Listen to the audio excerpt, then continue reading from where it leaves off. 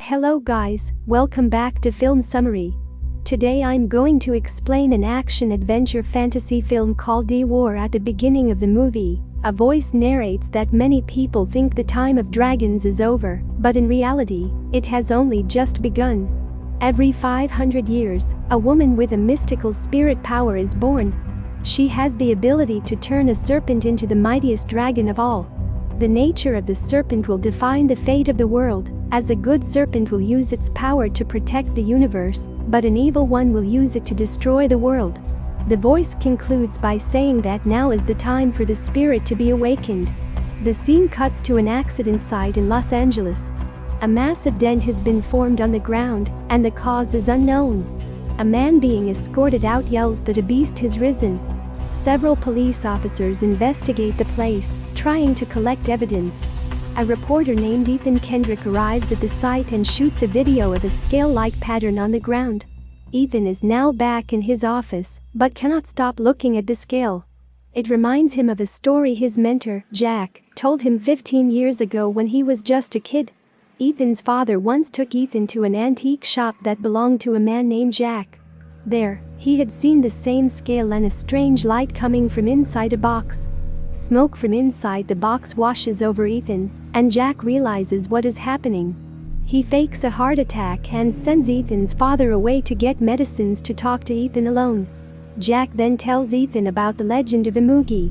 Imugi, which translates to dragon in English, are mystical creatures who lived in heaven with their followers. Every 500 years, one Imugi is rewarded for their good deeds, with a chance to become a celestial dragon, a dragon more powerful than all others. But for that, the Imugi will have to receive the gift of Yoyiju from the heavens. 500 years ago, a similar opportunity was provided to the serpents. But among them was an evil Imugi named Buraki, who wanted to possess Yoyiju for himself, so he could spread his evil to the world. Heaven didn't want to give Buraki such powers, so they sent Yoyiju to the earth. Back in 1057, Yoyiju landed in a small village in Korea. Heaven then sent its best warriors, Bacham and his student Harem, to protect the Yoyiju from Buraki. However, the evil Buraki wouldn't back down until he got Yoyiju. A girl named Naren was born with a tattoo on her shoulder, which meant that she was chosen to withhold Yoyiju. When Naren turned 20, the Yoyiju inside her would be completely formed. From an early age, the protector of Yoyiju, Bacham, trained Harem to protect Naren, and taught him everything he needed to know about Imugi. He gave Harem a medallion that would protect him as Naren's savior. Eventually, Harem and Naren fell in love with each other. The day she turned 20, their village was attacked by an army sent by Buraki to abduct Naren. They destroyed the whole village and killed whoever got in their way. The soldiers then checked every girl's shoulder to look for the mark and found Naren. They abducted her, but Harem came to her rescue and managed to take her away to a waterfall. Bacham ran to the waterfall to find Harem's medallion on the ground. Naren and Harem had run away together. Enraged and desperate to get the Yoyiju, the evil Buraki pursued them himself. The two reached a cliff and were about to get caught. They jumped off the cliff, committing suicide, leaving Buraki to wait for another 500 years for Yoyiju to be born. After telling the story, Jack shows Ethan a mark on his arm, claiming that he is Bacham's reincarnation, and Ethan is Harem's reincarnation. He then hands Ethan the same medallion and tells him to always keep it near. The girl with Yoyiju has already been sent to the earth and is named Sarah. They have to find and save her from Buraki in this life as well. Back in the present, Ethan is still in his office. He asks his colleague named Bruce to look for a girl named Sarah, who was born with a dragon tattoo on her shoulder. Bruce laughs, saying that there are thousands of Sarah-in-law. The scene cuts to Sarah exercising in a gym. She and her friend watch the news and see Ethan reporting about the scale that was found that morning. The news unsettles Sarah, so she quickly rushes out of the gym. Meanwhile, Agent Frank Pinsky, who is investigating the finding of the scale, goes to meet a scientist studying it. They have found out that the scale is harder than diamond and seems to be of an ancient reptile. No one has ever seen such a substance before, so they do not have much idea about its origin. Sarah has an unsettling feeling and feels like her life's in danger. Her friend Brandy assumes the news from earlier just got into Sarah's head and invites her to go out. At night, 3 thugs harass Sarah on the streets. Jack arrives there and knocks the thugs out in mere seconds before leaving. Somewhere else in a zoo, a zookeeper comes across the evil Imugi Buraki throwing an elephant in the air. A strange man in black clothing watches from afar. The scared zookeeper is left speechless. Sarah is now at the police station, explaining how the thugs were knocked out. A reporter clicks her picture to cover the story. The reporter happens to be one of Ethan's colleagues. Ethan gets a look at the picture of Sarah and sees the tattoo on her shoulders. He has finally found the girl who bears the Yoyi-ju. At night, Sarah dreams of someone trying to kill her. When she wakes up, she is troubled by a pain in her chest, so she calls 911. Paramedics escort her to a hospital.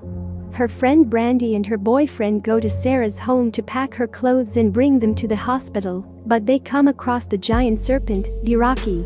He kills Brandy in one go and continues searching for Sarah. The man from earlier who happens to be the general of Buraki soldiers is there too. The following day, Ethan and Bruce go to Sarah's house, which is being investigated for Brandy's murder. They find out about her being in a hospital and go to meet her. Ethan finally meets Sarah and tells her he is there to help. But as they talk, Buraki circles the hospital looking for Sarah. Ethan and Bruce manage to drive her away from the hospital but are stopped by the general. However, a car driven by Jack, who is disguised as a lady, saves them. The FBI is investigating Buraki's attack at the hospital and finds out that the serpent is looking for Sarah. Agent Frank is ordered by his boss to kill the girl once he finds her, because it is the only way to stop Buraki. Meanwhile, the general summons the army of Buraki called the Atrox Army. It consists of historic creatures like flying dragons and dollars.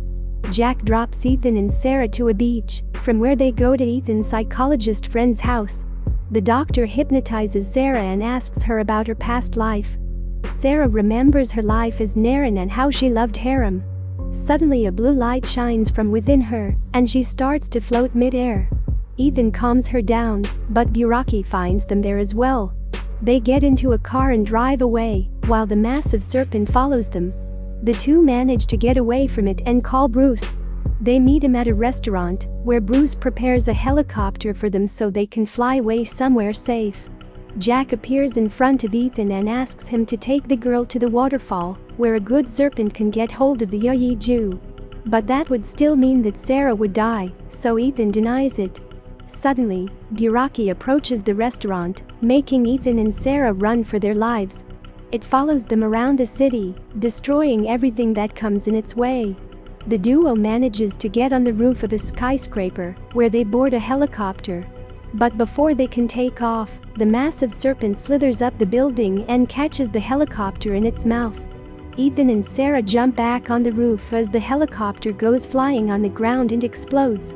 The officials have concluded the situation as an emergency and sent several army choppers to fight Buraki.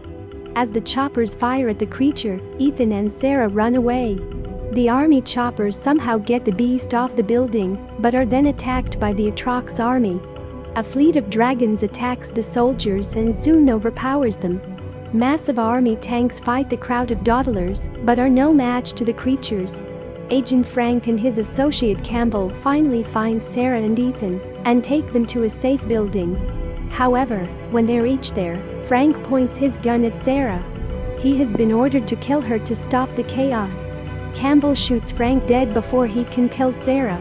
He believes that only Sarah can stop the Buraki from coming back every 500 years. The duo then gets in a car and drives away from the city in hopes of escaping, but the Atrox army finds them. They are eventually abducted and brought to Buraki's hiding. Ethan is tied to a pole while Sarah is laid for Buraki to consume the Yoyi-ju in her. They are surrounded by the Atrox army and have no way to escape now. The general summons Buraki, who approaches Sarah to get the Yoyi-ju. But suddenly, a light flashes upon Ethan's medallion. The medallion's power is released, which lets out a strong force killing the whole Atrox army and burning them to dust. But the general and Buraki are left unharmed. The general strikes at Ethan, and an electric force coming out of the medallion kills him too. Now, an angered Buraki attacks the two, but is restrained by a good Amugi sent from heaven. The two serpents get into an intense battle, slithering around one another. They match in strength and abilities, but Buraki manages to knock out the good Amugi and approaches Sarah again. Seeing someone as powerful as the good Amugi being defeated, Sarah has no hope left. She finally accepts her fate and approaches Buraki. A bright light shines from her tattoo and creates a magical floating sphere. The sphere is the Yoyi-ju. Before Buraki can consume the sphere, Sarah, who can control it, throws it towards the good Amugi. The good Amugi consumes it and turns into the mighty dragon that Buraki wished to be. Sarah falls unconscious to the ground. After transforming into the dragon, the good Amugi is 1,000 times more powerful than Buraki. It strikes at Buraki and throws it to the ground easily. The dragon then tries to go back to heaven, but Buraki latches onto its tail. The dragon attacks it with fire and finally kills the beast. It then approaches Ethan holding Sarah, and throws out Yoyi-ju from its mouth. Sarah's body turns into a magical smoke and forms the shape of her eternal self. She tells Ethan that they will meet again someday, and get sucked into Yoyi-ju. The mighty dragon consumes the Yoyi-ju, and flies away to heaven. And the movie ends here. Subscribe for more videos like this, turn on the notification, and leave a like to help the channel out. Thank you for watching.